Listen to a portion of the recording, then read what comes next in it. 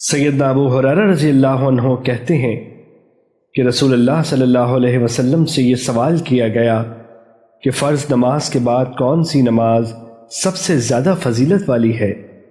آپ صلی اللہ علیہ وسلم نے فرمایا، رات کے آخری 1/3 حصے میں نماز پڑھنا۔ پھر کہا گیا، رمضان کے بعد کون سا روزہ سب سے فضیلت والا ہے؟ آپ صلی اللہ علیہ وسلم نے فرمایا، اللہ تعالیٰ کا وہ مہینہ جسے تم محرم کہتے ہو۔ حدیث نمبر 2112، مسند احمد۔ سیدنا ابو ہریرہ اور سیدنا ابو سعید رضی اللہ عنہما نے رسول اللہ صلی اللہ علیہ وسلم پر گواہی دی کہ آپ صلی اللہ علیہ وسلم نے فرمایا، بے شک اللہ تعالیٰ تاخیر کرتا ہے حتیٰ کہ رات کا 1/3 حصہ ختم ہو جاتا ہے، پھر وہ اتر کر کہتا ہے کہ کیا کوئی دعا کرنے والا ہے کہ اس کی دعا قبول کی جائے؟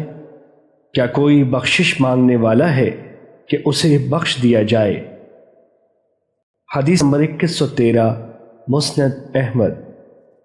سیدنا ابو ہریرہ رضی اللہ عنہ سے یہ بھی روایت ہے، وہ کہتے ہیں، میں نے کہا، اے اللہ کے رسول، مجھے ایسا عمل بتائیں کہ اگر میں اس پر عمل کروں تو جنت میں داخل ہو جاؤں۔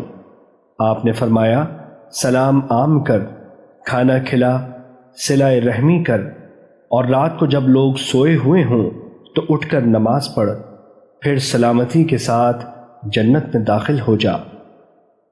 حدیث نمبر 2115، مسند احمد۔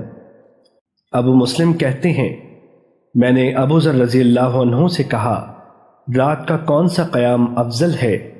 سیدنا ابو ذر رضی اللہ عنہ نے فرمایا، جیسے تو نے مجھ سے سوال کیا ہے ایسے ہی میں نے رسول اللہ صلی اللہ علیہ وسلم سے سوال کیا تھا۔ آپ نے فرمایا، رات کے آخری 1/3 حصے کو یا نصف رات کو قیام کر۔ بہرحال ایسا عمل کرنے والے لوگ کم ہیں۔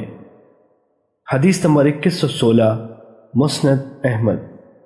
سیدنا عمر بن عبسہ رضی اللہ عنہ بیان کرتے ہیں کہ نبی کریم صلی اللہ علیہ وسلم نے فرمایا، رات کی نماز 2 رکعت ہے، اور رات کے آخری 1/3 حصے میں دعا سب سے زیادہ قبول ہوتی ہے۔ میں نے کہا، کیا اس حصے میں دعا کرنا واجب ہے؟ آپ نے فرمایا، نہیں، میں کہہ رہا ہوں کہ دعا سب سے زیادہ قبول ہوتی ہے۔ آپ صلی اللہ علیہ وسلم کی مراد قبولیت تھی۔ حدیث نمبر 2117، مسند احمد۔ زوجہ رسول سیدہ عائشہ رضی اللہ عنہا سے روایت ہے، وہ کہتی ہیں، رات کے قیام کا اہتمام کرو، کیونکہ رسول اللہ صلی اللہ علیہ وسلم اسے ترک نہیں کرتے تھے۔ اگر آپ بیمار ہوتے تو بیٹھ کر یہ نماز پڑھ دیتے۔ میں جانتی ہوں کہ تم تو یہ کہہ دیتے ہو کہ ہم اتنی نماز پڑھیں گے جو ہمارے مقدر میں لکھ دی گئی ہے، تو پھر اسے مقام کیسے ملے گا؟ حدیث نمبر 2120، مسند احمد۔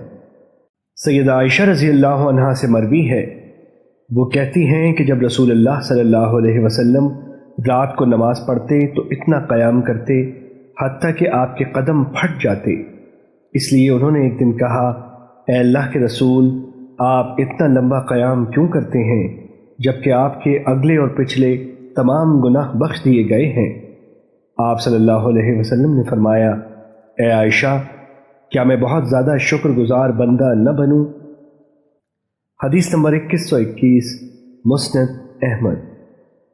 سیدنا مغیرہ بن شعبہ رضی اللہ عنہ بیان کرتے ہیں کہ نبی کریم صلی اللہ علیہ وسلم رات کو اس قدر لمبی نماز پڑھتے حتیٰ کہ آپ کے قدم سوج جاتے تھے۔ کسی نے آپ سے کہا، کیا اللہ تعالیٰ نے آپ کے پچھلے اور اگلے تمام گناہ بخش نہیں دیے؟ تو پھر آپ یہ طویل قیام کیوں کرتے ہیں؟